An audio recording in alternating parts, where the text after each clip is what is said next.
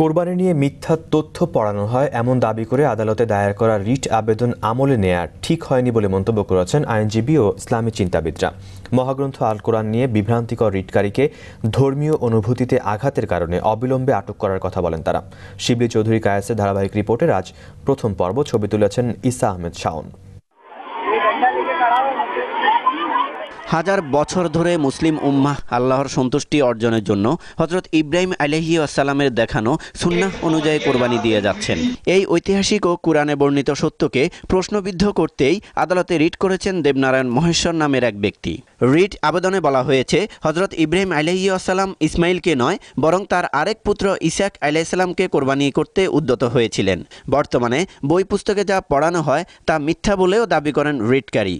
এ প্রসঙ্গে ইসলামী চিন্তাবিদ মাওলানা মহিউদ্দিন খান বলেন, ইসলামকে হেয় করার মতলবেই এই রিট করা হয়েছে। আল্লাহ তাআলা এটা বলতেছেন, ওয়াবাশশারনাহু বিইসহাকা নাবিয়্যাম মিনাস সালিহিন।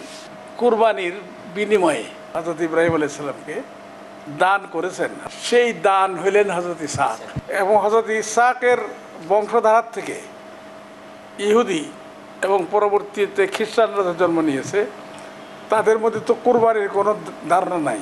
সুপ্রিম কোর্ট আইনজীবী সমিতির সেক্রেটারি বলেন, রিট আবেদনকারীর বিরুদ্ধে রাষ্ট্রদ্রোহ মামলা আনা উচিত। এই ধরনের বিষয়গুলো খুব স্ট্রিক্টলি স্টপ করা উচিত। ধর্মীয় স্বার্থে, রাষ্ট্রীয় স্বার্থে, সামাজিক স্বার্থে, দেশের স্বার্থে, ইসলামের স্বার্থে। শুধু রিজেক্ট না, শুধু তার উপরে হেভি একটা কষ্ট হওয়া উচিত।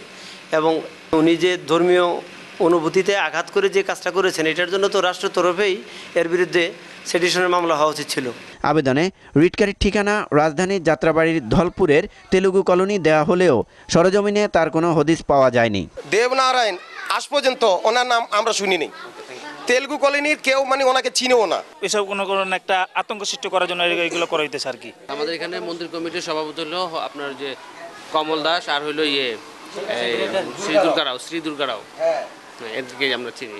গত রোববার দেবনারায়ণ মহেশ্বর এই রিট আবেদন করলে হাইকোর্ট আগামী বৃহস্পতিবার শুনানির দিন ধার্য করে। শিবলী চৌধুরী কায়েস, দিগন্ত টেলিভিশন, ঢাকা।